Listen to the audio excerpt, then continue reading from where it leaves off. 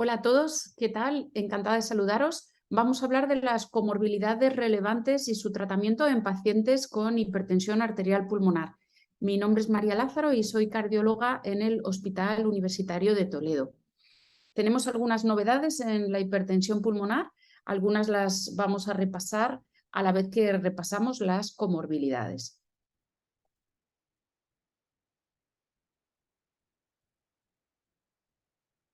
La primera novedad es que la hipertensión pulmonar ya no es una enfermedad rara. La hipertensión pulmonar afecta al 1% de la población mundial.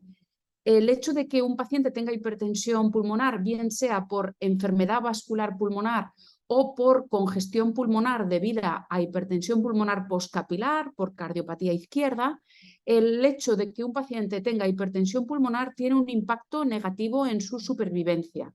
El hecho de que los pacientes tengan elevadas las presiones pulmonares y por lo tanto las resistencias vasculares pulmonares va a conducir a insuficiencia cardíaca derecha. A pesar de que digo que la hipertensión pulmonar ya no es una enfermedad rara, como sabéis, tenemos varios tipos de hipertensión pulmonar. El grupo 1, y perdonad que no pasa bien la diapo. A ver. El grupo 1 y el grupo 4, que son los que de verdad consideramos hipertensión arterial pulmonar, donde están enfermas las pequeñas arterias pulmonares, estos dos grupos sí siguen siendo enfermedades poco frecuentes. De hecho, la incidencia reportada de la hipertensión arterial pulmonar es de 6 casos por millón de habitantes año y una prevalencia que se sitúa entre 48 y 55 casos por millón de adultos. La hipertensión pulmonar tromboembólica crónica tiene una incidencia que se sitúa entre los 2 y los 6 casos por millón de habitantes y año y una prevalencia entre 26 y 28 casos por millón. Como veis, la incidencia y prevalencia del grupo 1 y el grupo 4 siguen siendo muy reducidas, pero la hipertensión pulmonar del grupo 2 o debida a cardiopatía izquierda es tremendamente común, cada vez más conforme envejece la población mundial, y también la hipertensión pulmonar asociada a enfermedades pulmonares o hipoxia es bastante frecuente. Esta sobre todo la veis vosotros, los neumólogos. Conforme aumenta la edad de la población general, vemos cómo aumenta la edad media al diagnóstico. Además, los pacientes tienen más riesgo de comorbilidades, se hace muy difícil el diagnóstico diferencial entre los distintos tipos de hipertensión pulmonar que hemos revisado y el hecho de que la población mundial sea más mayor y con más morbilidades influye en el manejo y en el pronóstico. Aquí vemos el algoritmo diagnóstico de la hipertensión pulmonar y como veis en los primeros pasos lo que tenemos que buscar es las causas más frecuentes de hipertensión pulmonar, que sería la causa pulmonar y la causa cardíaca. Ese es el motivo por el que a todo paciente con sospecha de hipertensión pulmonar les tenemos que realizar radiografía de tórax, incluso escáner pulmonar, pruebas de función respiratoria, gasometría, hasta incluso ergoespirometría. Y por supuesto, en los pacientes en los que sospechamos cualquier tipo de cardiopatía o aunque no la sospechemos para excluirla, debemos hacer un ecocardiograma.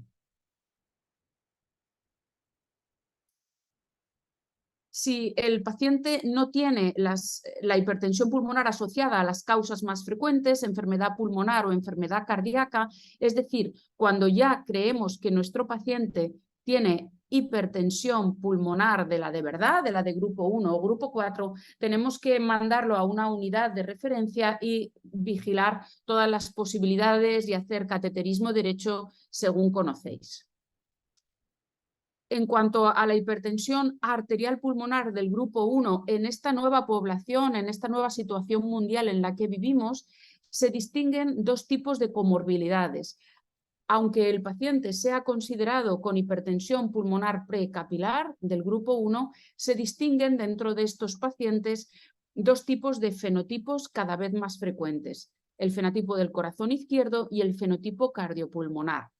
En el fenotipo del corazón izquierdo predominan mujeres mayores, en general con sobrepeso y con factores de riesgo cardiovascular para insuficiencia cardíaca con fracción de eyección preservada, es decir, hipertensos, diabéticos, dislipémicos, con enfermedad coronaria, y gran parte de estos pacientes tienen historia de fibrilación auricular.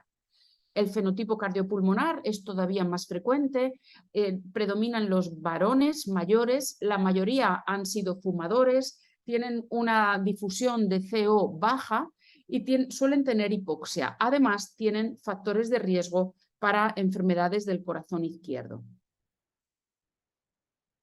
El registro Compera, un registro que se ha hecho en Centroeuropa, en población todavía más mayor, más envejecida que la población española, se ilustra muy adecuadamente la epidemiología actual de la hipertensión pulmonar. Así, en este registro, ni siquiera el 13% de los pacientes corresponde al fenotipo típico de hipertensión pulmonar, que es esa mujer joven sin comorbilidades. Casi un 36% de los pacientes con hipertensión arterial pulmonar precapilar tienen un fenotipo del corazón izquierdo y casi un 52% representa el fenotipo cardiopulmonar. Es importante tener en cuenta que los pacientes con hipertensión pulmonar con comorbilidades van a responder peor a la terapia específica, a la terapia vasodilatadora pulmonar específica, van a experimentar menos mejoría, tienden a abandonar el tratamiento bien por falta de eficacia o bien porque no lo toleran adecuadamente. Rara vez llegan al estatus de riesgo bajo que buscamos para tratar nuestros pacientes con hipertensión pulmonar y tienen un riesgo de mortalidad aumentada. El nuevo algoritmo de tratamiento que nos proponen las nuevas guías de hipertensión pulmonar publicadas por la Sociedad Europea de Cardiología conjuntamente con la Sociedad Europea de Aparato Respiratorio, distinguen ya claramente estos pacientes con comorbilidades. Y en estos pacientes con comorbilidades nos dicen que empecemos con monoterapia. He de comentar que aunque en este algoritmo terapéutico nos ponen al mismo nivel los inhibidores de fosfodiesterasa 5 o los antagonistas de receptores de endotelina, he de decir que lo más utilizado es la monoterapia con la vía del óxido nítrico en este grupo de pacientes mayores con comorbilidades. En concreto, se tiende a utilizar los inhibidores de fosfodiesterasa 5 como el sildenafilo. Hay menos experiencia con los antagonistas de receptores de endotelina y los resultados son dispares. Es bastante frecuente que el paciente tenga que retirar el antagonista de receptor de endotelina, bosentan, macitentan o ambrisentan, por retención hídrica, sobre todo en los pacientes con fenotipo del corazón izquierdo, y también por desaturación periférica en el fenotipo cardiopulmonar. Por eso insisto, aunque las guías nos ponen monoterapia y te da a elegir cualquiera de los dos compuestos, yo me inclino más por elegir la vía del óxido nítrico. Además, os cuento que no existe información contrastada respecto al uso de la vía de la prostaciclina en los pacientes con hipertensión pulmonar con comorbilidades. Antes de pasar a las complicaciones propias de la hipertensión pulmonar, os recuerdo brevemente que en los pacientes puros, sin comorbilidades, si al diagnóstico están en riesgo bajo o intermedio, debemos iniciar doble terapia oral. Si al diagnóstico están en riesgo alto, debemos iniciar doble terapia oral asociada a prostanoides sistémicos. A cualquiera de los pacientes, tanto sin comorbilidades como con comorbilidades, debemos hacer un seguimiento estrecho e ir incrementando tratamiento si el paciente no cumple nuestro objetivo terapéutico, que es llevarlo a bajo riesgo. Pasamos a hablar de las complicaciones que pueden sufrir los pacientes con hipertensión arterial pulmonar o hipertensión pulmonar tromboembólica crónica. Aparte de la enfermedad de base, estos pacientes pueden sufrir procesos intercurrentes que deterioran su situación clínica, empeoran su pronóstico. Por lo tanto, es importante resolverlo lo antes posible. Algunas de estas circunstancias que nos podemos encontrar en el seguimiento de pacientes con hipertensión arterial pulmonar o con hipertensión pulmonar tromboembólica crónica, encontramos la patología respiratoria, que es claramente vuestro territorio, las arritmias, hemoptisis, anemia con o sin ferropenia o ferropenia sin anemia, la situación de cirugías que el paciente necesite por otros motivos y también desplazamientos en avión o elevada altitud. En cuanto a las patologías respiratorias, cualquiera de nuestros pacientes con hipertensión pulmonar puede padecer o desarrollar diversas patologías respiratorias. Las más frecuentes son el SAS, la hipoventilación, obesidad o el EPOC. Es importante, vuestra labor aquí es fundamental, porque es importante reconocer estas patologías, distinguirlas de la enfermedad de base, la hipertensión pulmonar del tipo que sea, y pautar el tratamiento adecuado.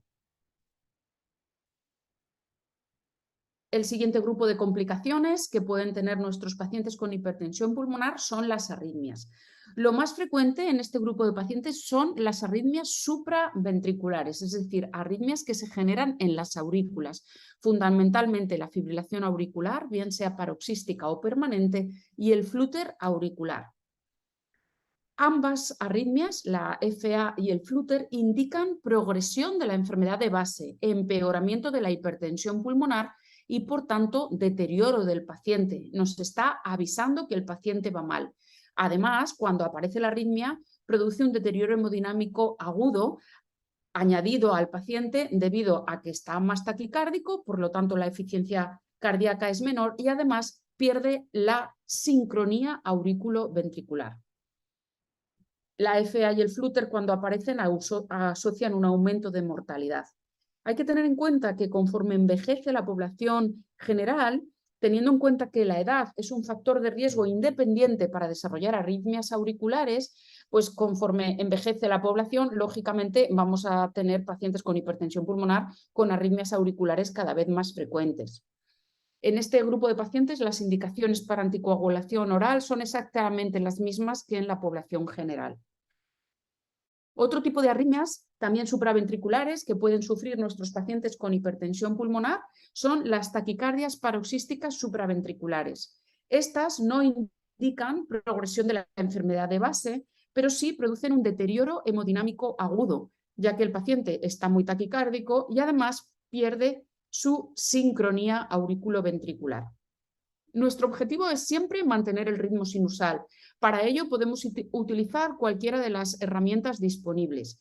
Cardioversión farmacológica, por ejemplo con amiodarona, cardioversión eléctrica o todavía mejor, si es posible y está disponible, la ablación de sustrato mediante un estudio electrofisiológico. Es el tratamiento de elección para las taquicardias paroxísticas supraventriculares y para el flúter auricular, aunque no siempre es fácil técnicamente por la gran distorsión estructural de las cavidades derechas. Pero si un paciente tiene un flúter auricular y o una taquicardia paroxística supraventricular en un paciente con hipertensión pulmonar, tenemos que intentar contactar con nuestro servicio de arritmias para que hagan un estudio electrofisiológico y ablación de sustrato. Los resultados no son tan alentadores en la fibrilación auricular, quizá porque con la edad y el remodelado progresivo de la aurícula derecha debido a la hipertensión pulmonar y otros factores asociados, precipita que haya fibrilación auricular y es menos eficaz la ablación. Pero bueno, tenemos que intentarlo. Como profilaxis para cualquiera de estos tipos de arritmias, se pueden utilizar antiarrítmicos, preferentemente que no disminuyan la función sistólica ventricular. Tenemos que intentar evitar los betabloqueantes, pero a veces, porque sabéis que deteriora la función del ventrículo derecho, pero a veces no nos queda más remedio que utilizarlos para control de frecuencia cardíaca en arritmia auricular. Y lo mismo pasa con la digoxina. La digoxina no deteriora el ventrículo derecho, sería de elección, solo que hay que tener cuidado con los niveles de digoxinemia porque la población, sobre todo mayor, se puede intoxicar. Pasamos a la siguiente complicación, la hemoptisis. La hemoptisis en los pacientes con hipertensión pulmonar puede ser de una cuantía muy variada, desde ligera, ligerísima, a severa con riesgo vital. Puede aparecer en cualquier forma de hipertensión pulmonar, pero es claramente más frecuente en la hipertensión arterial pulmonar heredable y en la hipertensión pulmonar asociada a cardiopatías congénitas. El sangrado, muy importante, no viene de las arterias pulmonares, viene de las arterias bronquiales que están dilatadas. Las arterias bronquiales no pertenecen al circuito pulmonar, sino al sistémico. Es decir, que el sangrado puede llegar a ser muy grave. La evaluación diagnóstica de estos pacientes con hipertensión pulmonar y que tienen hemoptisis debe incluir un TAC, un escáner con contraste y fase arterial. Y es conveniente, si tenéis equipo de radiología intervencionista o hemodinamista, según en cada hospital se hace de una manera, hay que intentar embolizar esas arterias bronquiales, sobre todo cuando la hemoptisis es moderada o severa o los episodios son recurrentes. A veces incluso se emboliza a ciegas, aunque no se pueda ver de dónde sangra debido a la gravedad de la situación.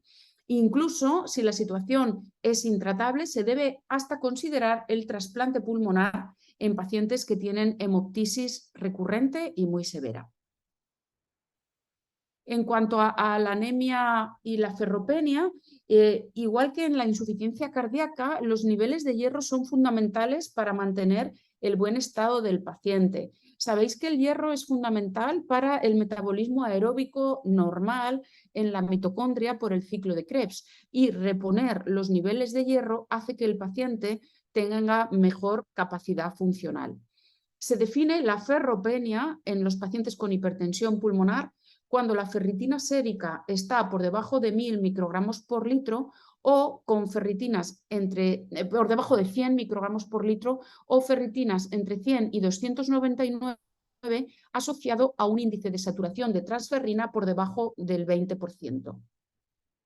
El mecanismo fisiopatológico subyacente es complejo, pero debéis saber que la ferropenia en estos pacientes se asocia a deterioro de la función miocárdica, agravamiento de los síntomas y aumento de la mortalidad. Es fundamental, por tanto, monitorizar el perfil férrico, la ferritina y el índice de saturación de transferrina.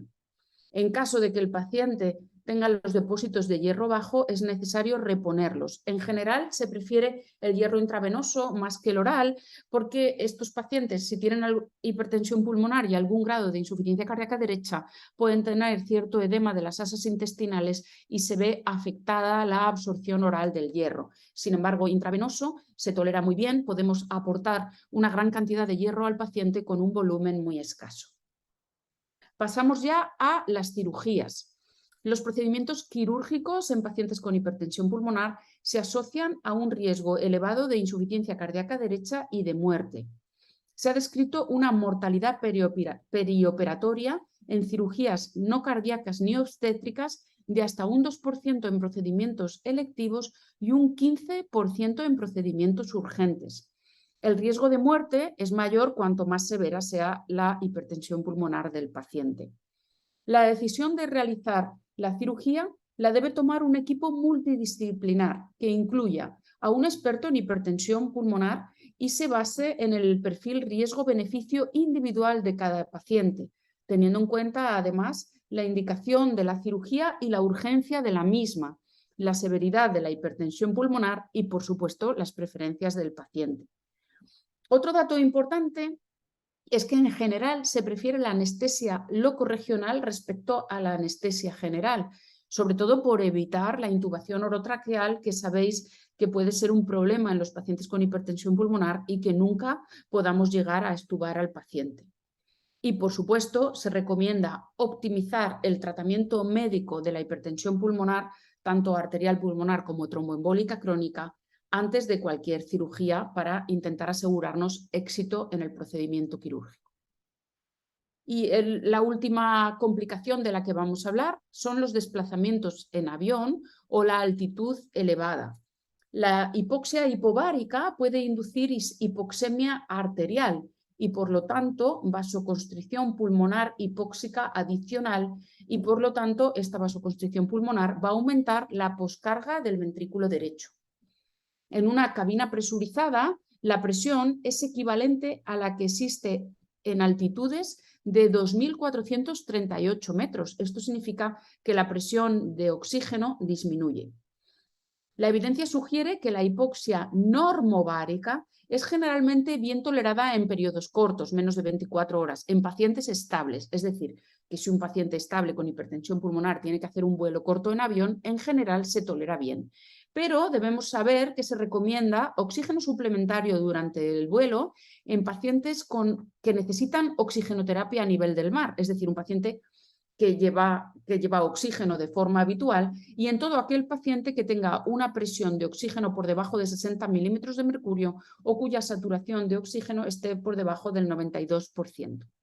Se recomienda un aporte de oxígeno a 2 litros por minuto, ya que eleva la presión inspirada de oxígeno a un rango similar al que tenemos al nivel del mar. Los pacientes que ya necesitan oxigenoterapia a nivel del mar deben incrementar el flujo de oxígeno siempre que vayan en avión. Es importante que los pacientes viajen con un informe completo sobre su enfermedad, que lleven claramente un listado de su medicación, que lleven, si es posible, una dosis extra de la medicación habitual específica para la hipertensión pulmonar, porque no se puede comprar en una farmacia normal, y que además sepan qué centros expertos en hipertensión pulmonar hay cerca de los lugares donde viajan. Si, por ejemplo, va a Italia, pues es bueno que sepa que hay un centro en Bolonia por si acaso tuviera cualquier complicación. Y en general se recomienda evitar altitudes por encima de los 1.500 metros si el paciente no va a llevar oxígeno suplementario. Y estas son las complicaciones más frecuentes que podemos encontrar en los pacientes con hipertensión pulmonar y cómo debemos solucionarlas. Muchísimas gracias por vuestra atención. Que tengáis buen curso.